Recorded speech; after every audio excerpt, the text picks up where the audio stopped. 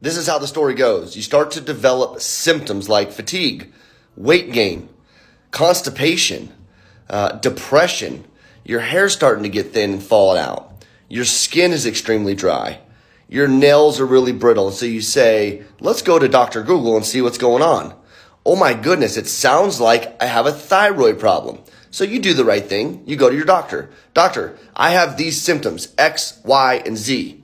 The doctor says, oh my goodness, Sally, it sounds like you have a hypothyroid problem.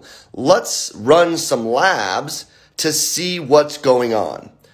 Your doctor runs TSH, maybe T4, very rarely any other markers to look at thyroid function.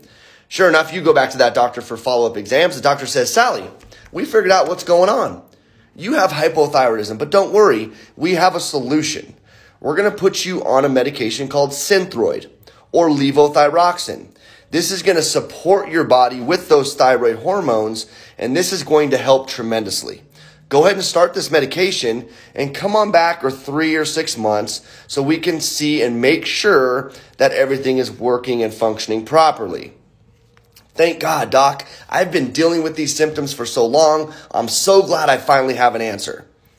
We fast forward 3 or 6 months. You go back to this doctor. They rerun the same basic tests.